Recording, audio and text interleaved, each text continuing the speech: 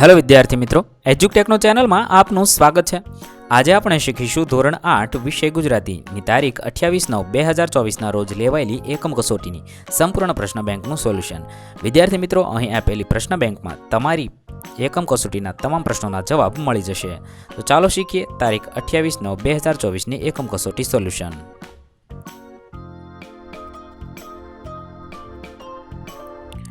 અહીંયા આપેલી પ્રશ્ન બેંકમાં પાઠ 1 થી 8 સુધીના પ્રશ્નોનો સમાવેશ થયો છે। સૌપ્રથમ પહેલો વિભાગ, પ્રશ્ન નંબર 1, કોઈપણ એક વિભાગના સંવાદ વાંચી પ્રશ્નોના ઉત્તર લખવાના છે।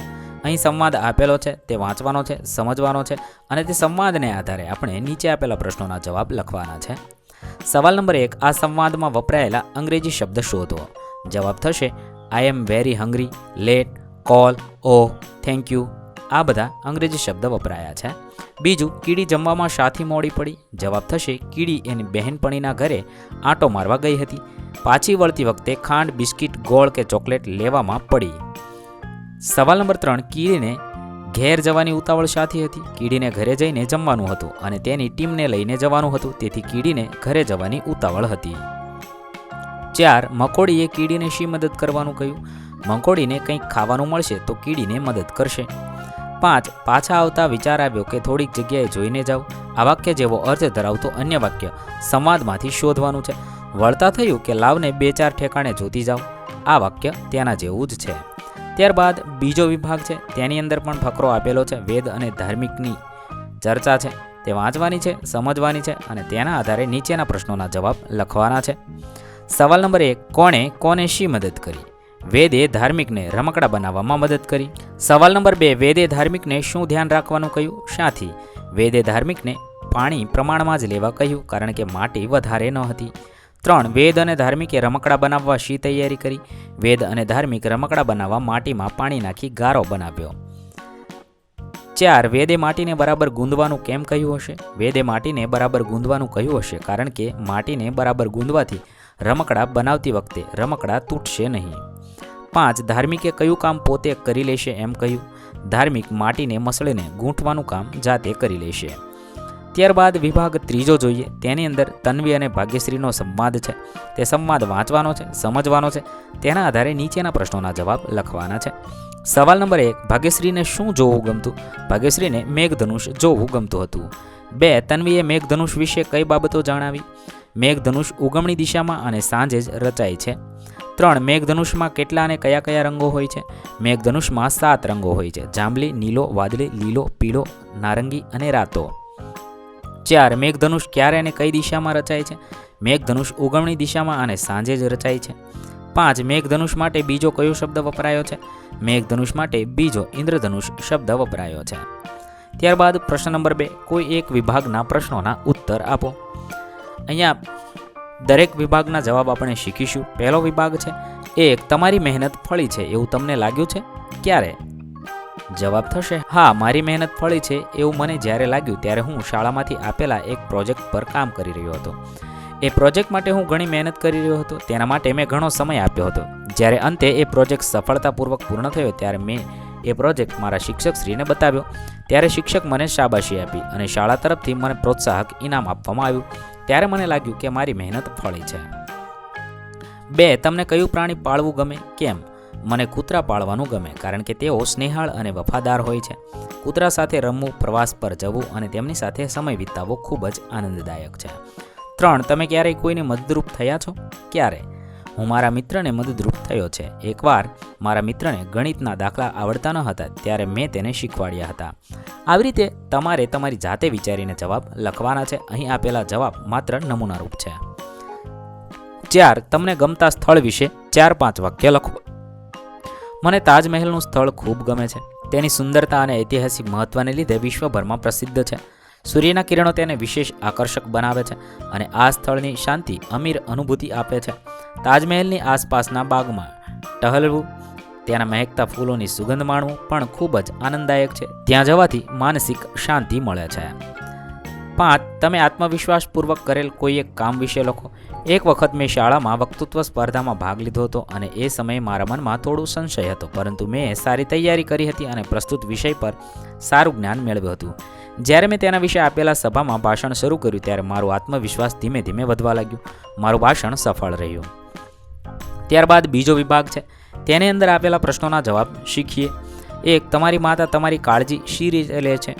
મારી માતા મારી કાળજી ઘણી રીતે રહે છે. તેઓ રોજ મારું ભોજન તૈયાર કરે છે, મને સ્વસ્થ ખોરાક ખવડાવે છે, જ્યારે હું મલિન અનુભવું છું ત્યારે મને સંભાળે છે.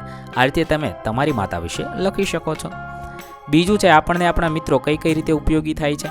તમારે તમારા મિત્ર વિશે લખવાનું છે. મેં અહીંયા મારો મિત્ર કેવી રીતે ઉપયોગી થાય છે તે લખ્યું છે. તમે તમારી રીતે લખી શકો છો. 3. વર્ષા ઋતુમાં આકાશી વાતાવરણ વિશે 3-4 લીટી. વર્ષા ઋતુમાં આકાશી વાતાવરણ ખૂબ જ મનમોહક હોય છે. વાદળો કાળી બાજુએ ભયંકર દેખાય છે અને વરસાદની બૂંદો ધરતી પર પડતા કીચડ અને સુગંધિત સુગંધ ફેલાવે છે. આકાશમાં વીજળી અને ગુંજના અવાજ સાથે મોસમની ઉત્સુકતા અનુભવાય છે. વર્ષા પવનની ઠંડક અને પ્રકૃતિની લીલોતરી મંત્રમુગ્ધ કરતી હોય છે, જે બધાને નવી ઉત્તેજના આપે છે. 4. જુમો ભીજતી એકમમાં શોખીન જુવાનોના પાત્ર તમને ગમ્યા? કેમ? જુમો ભીજતી એકમમાં શોખીન જુવાનું પાત્ર મને ગમ્યું નથી, કારણ કે શોખીન જુવાનોએ જો જુમાને મદદ કરી હોત તો વેણુનો જીવ બચી ગયો હોત, પણ બંને મદદ કર્યા વિના ત્યાંથી જતા રહ્યા. 5. તમને કયા સ્થળની મુલાકાતે જવું ગમે? કેમ? મને તમિલનાડુમાં મદુરાઈની મુલાકાત લેવી ગમે, ખાસ કરીને મદુરાઈના મીનાક્ષી મંદિર. આ મંદિરની શિલ્પકલા અને સાંસ્કૃતિક વારસો અદ્ભુત છે. આવી રીતે તમને કયા સ્થળની મુલાકાતે જવું ગમે અને શા માટે ગમે તે લખવાનું છે. ત્યારબાદ વિભાગ ત્રીજો છે. સવાલ નંબર 1. અકસ્માત ન થાય તે માટે શી કાળજી રાખવી જોઈએ? અકસ્માત ન થાય તે માટે યોગ્ય કાળજી લેવી અત્યંત મહત્વપૂર્ણ છે. વાહન ચલાવતી વખતે હંમેશા સીટ બેલ્ટ બાંધવો જોઈએ, ટ્રાફિકના નિયમોનું પાલન કરવું જોઈએ, ધ્યાન કેન્દ્રિત રાખવું અને ફોનનો ઉપયોગ ન કરવો પણ જરૂરી છે. જો તમે બાઇક ચલાવતા હોય તો હેલ્મેટ પહેરવું જોઈએ. બીજો વિભાગ છે, તમને તમારી માતાના કયો ગુણ સૌથી વધુ ગમે? શા માટે? મને મારી માતાના પ્રેમ અને સહાનુભૂતિના ગુણ સૌથી વધુ ગમે અને શા માટે ગમે તે વિશે મેં લખ્યું છે. આવી રીતે તમને તમારી માતાનો કયો ગુણ સૌથી વધુ ગમે છે અને શા માટે ગમે છે તે અહીંયા લખવાનું છે. 3. મુશ્કેલીના સમયે તમે સૌપ્રથમ કોને યાદ કરો છો? શા માટે? મુશ્કેલીના સમયે હું સામાન્ય રીતે મારી માતાને યાદ કરું છું. તેમણે મારા જીવનમાં હંમેશા આધાર આપ્યો છે અને મને પ્રોત્સાહન આપ્યું છે. આવી રીતે મુશ્કેલી સમયે તમે કોને યાદ કરો છો તે અહીંયા તમારે લખવાનું છે. 4. તમારા ગામ અથવા વિસ્તારમાં દાનથી થયેલા કોઈ કાર્ય વિશે લખો. મારા ગામમાં દાનથી થયેલા કાર્યમાં એક સ્કૂલ બાંધકામ કરવામાં આવ્યું છે. ગામના કેટલાક લોકોએ પોતાના આર્થિક સહાયથી અને દાનથી બાંધકામ કર્યું છે. આ સ્કૂલે ખાસ કરીને બાળકો માટે શિક્ષણના અવસરોને વધારવા માટે કામ કર્યું છે. આવી રીતે તમારા ગામમાં દાનને લીધે કોઈ કાર્ય થયું હોય તો તે અહીંયા લખવાનું છે. સવાલ નંબર 5. વાવણી માટે ખેડૂતોએ શી તૈયારી કરવી પડે છે? વાવણી માટે ખેડૂતોએ સૌપ્રથમ જમીન ખેડીને તૈયાર રાખવી પડશે. ત્યારબાદ તેમાં ખાતર નાખવાનું હોય છે અને જ્યારે વાવણી લાયક વરસાદ થાય ત્યારે બિયારણ જમીનમાં રોપવાનું હોય છે. ત્યારબાદ પ્રશ્ન નંબર 3. કોઈ પણ એક વિભાગની કાવ્યપંક્તિનું માગ્યા મુજબ રૂપાંતર કરવાનું છે. 1. ચકમક લોઢું ઘસતા ઘસતા ખર્ચી જિંદગી સારી. ગદ્યમાં રૂપાંતર કર્યું છે. ચકમક અને લોઢું ઘસતા ઘસતા મેં આખી જિંદગી પૂરી કરી નાખી. 2. સરે અચાનક હોઠેથી બસ એક વેણ તે ખમ્મા. તેને ગદ્યમાં રૂપાંતર કરી શકાય. હે માં, હું તને ઓળખું છું, અચાનક તારા હોઠેથી જે એક શબ્દ નીકળે છે, ખમ્મા. 3. થોડાક નથી સિક્કા પાસે, થોડીક નથી નોટ. ગદ્યમાં રૂપાંતર કરી શકાય. આપણી પાસે થોડાક સિક્કા નથી કે થોડીક ચલણી નોટો નથી, તેથી એવું જ એમાં કાંઈ મોટી ખોટ આવી ગઈ. 4. સરિતાની શેરું ચાલે છે જોર મારે લોલ. ગદ્યમાં થશે નદીમાં પાણીનો પ્રવાહ વેગથી વહી રહ્યો છે. 5. વચ્ચે નાનકડું ગામડું બેઠું ક્યાં આવો છે લાભ. ગદ્યમાં થશે વચ્ચે આપણું નાનકડું ગામડું હોય, આવા નૈસર્ગિક વાતાવરણમાં રહેવાનો લાભ ક્યાં મળવાનો હતો. ત્યારબાદ બીજો વિભાગ છે. 1. જામગરીમાં તણખો ન પડ્યો, ન ફળી મહેનત મારી. જવાબ થશે જામગરીમાં તણખો પડ્યો નહીં, એમાં મારી બધી મહેનત નિષ્ફળ ગઈ. 2. ઘરથી જાઉં દૂર છતાં તું હોય આંખની સામે. ગદ્યમાં થશે હું ઘરથી ભલે ગમે તેટલો દૂર હોઉં છતાં તું મારી આંખ સામે જ હોય છે. 3. ઉપરવાળી બેંક બેઠી છે આપણી માલમ. ગદ્યમાં થશે ઉપરવાળા પરમેશ્વરની બેંક સમૃદ્ધ છે. 4. વીરના વાવણીએ હીરલા જડ્યા રે લોલ. ગદ્યમાં થશે વીરના વાવણી કરવાના સાધન પર હીરા જડ્યા છે. 5. દશે ટેરવા અડે ને પીડા છું થાતી પળભરમાં. ગદ્યમાં થશે તારી 10 આંગળીઓના ટેરવાનો મને સ્પર્શ થાય છે, ત્યારે મારી વેદના પળવારમાં અદૃશ્ય થઈ જાય છે. ત્રીજો વિભાગ છે તેની અંદર આપેલા પ્રશ્નોના જવાબ જોઈએ. 1. ઠંડીમાં મુજ કાયા થથરે, ખોટી ધીરજ મારી. ગદ્યમાં થશે ઠંડીમાં હું ધ્રુજી ઉઠું છું, અનેક પ્રકારના દુઃખો મને ડરાવી રહ્યા છે, હવે તો મારી ધીરજ ખૂટી ગઈ છે. 2. પગ પર ઊભો થાઓ, ફરી તારી મમતાના ટેકે. ગદ્યમાં થશે મારા જીવનમાં ભલે અનેક સંકટરૂપી લૂ ઝરતી હોય, વેદના સહેવી પડતી હોય, ત્યારે તારી મમતાના વરસાદની લહેરખી મને મળી જાય છે. 3. ખુલ્લા ખેતર અડકે પડકે, માથે લીલું આબ. અર્થ થશે આજુબાજુ ખુલ્લા ખેતરો હોય, ઉપર નીલરંગી આભ હોય. 4. ધરતીએ ઓઢ્યા લીલા ચીર જો. અર્થ થશે વરસાદથી ધરતી હરિયાળી બનતા જાણે ધરતીએ લીલા ચીર ઓઢ્યા હોય એવું લાગે છે. 5. પગ પર ઊભો થાઓ, ફરી તારી મમતાના ટેકે. અર્થ થશે મારા જીવનમાં ભલે અનેક સંકટરૂપી લૂ ઝરતી હોય, વેદના સહેવી પડતી હોય, ત્યારે તારી મમતાના વરસાદની લહેરખી મને મળી જાય છે. ત્યારબાદ પ્રશ્ન નંબર 4 માગ્યા મુજબ ઉત્તર લખો. પહેલો વિભાગ છે 1. ધ્વનિ છૂટા પાડો. પહેલું છે મહેનત, તો આ રીતે ધ્વનિ છૂટા પાડી શકાય. અને બીજું છે એકલવાયુ, તેના ધ્વનિ આ મુજબ છૂટા પાડીશું. બીજું છે પ્રાસયુક્ત શબ્દ લખો. ગીત તો જીત, ઉંદર તો સુંદર. ત્યારબાદ ત્રીજું છે કર્તરી વાક્યમાંથી કર્મણી વાક્ય પ્રયોગ કરો. અમિતે પુસ્તક વાંચ્યું. જવાબ થશે અમિતથી પુસ્તક વચાય છે. ચોથું છે અલંકાર ઓળખાવો. અંકિતાની રોટલી પૂર્ણિમાના ચંદ્ર જેવી છે. અલંકાર થશે ઉપમા અલંકાર. 5. શબ્દોના અર્થભેદ સમજો અને લખો. વદન તો ચહેરો, વંદન તો નમન અથવા પ્રણામ. ત્યારબાદ બીજો વિભાગ છે.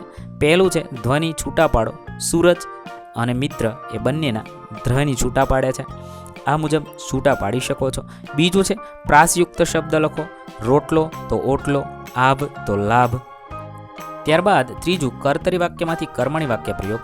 વિશ્વા ગીત ગાય છે, વિશ્વાથી ગીત ગવાય છે. ચોથું અલંકાર ઓળખાવો. વિરાજ તાડ જેવો ઊંચો છે, તો ઉપમા અલંકાર છે. શબ્દોના અર્થભેદ સમજો અને લખો.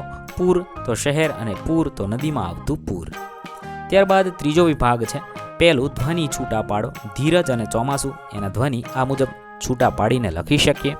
બીજું પ્રાસયુક્ત શબ્દ લખો. ફરવા તો હરવા, ગતિ તો મતિ.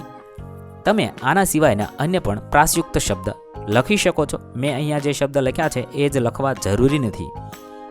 4. કર્તરી વાક્યમાંથી કર્મણી વાક્ય પ્રયોગ કરો. નીરજ રસ્તા તરફ વળ્યો, તો નીરજથી રસ્તા તરફ વળાયું. 4. અલંકાર ઓળખાવો, તો ઉપમા અલંકાર છે. 5.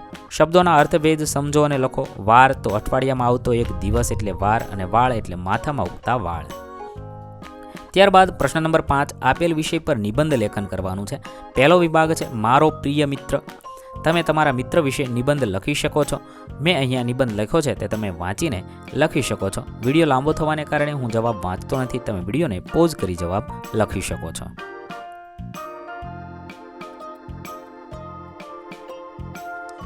અથવા છે પહેલું તમારી શાળામાં યોજાયેલ બાળમેળા વિશે અહેવાલ લખવાનો છે. મેં અહીંયા અમારી શાળાના બાળમેળા વિશે લખ્યું છે.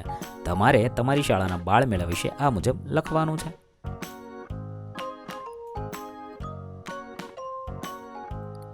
ત્યારબાદ વિભાગ બીજો છે આપેલ વિષય પર નિબંધ. વર્ષાનો આનંદ, જે વર્ષા ઋતુનો નિબંધ છે તે લખવાનો છે.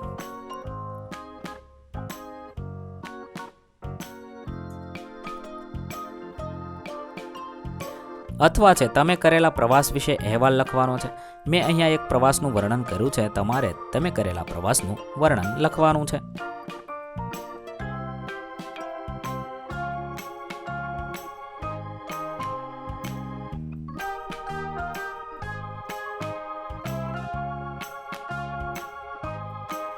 ત્યારબાદ ત્રીજો વિભાગ છે આપેલ વિષય પર નિબંધ લખો. મેં જોયેલું બજાર.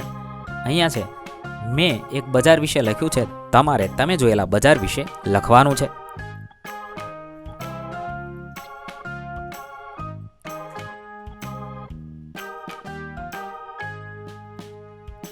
અથવા છે તમારી શાળામાં ઉજવાયેલ તહેવાર વિશે અહેવાલ લેખન કરવાનું છે. અહીંયા છે અમારી શાળામાં શિક્ષક દિવસ ઉજવાયો હતો એનો અહેવાલ લખેલો છે. તમારે તમારી શાળામાં કોઈ પણ એક તહેવાર ઉજવાયો હોય તેના વિશે લખવાનું છે.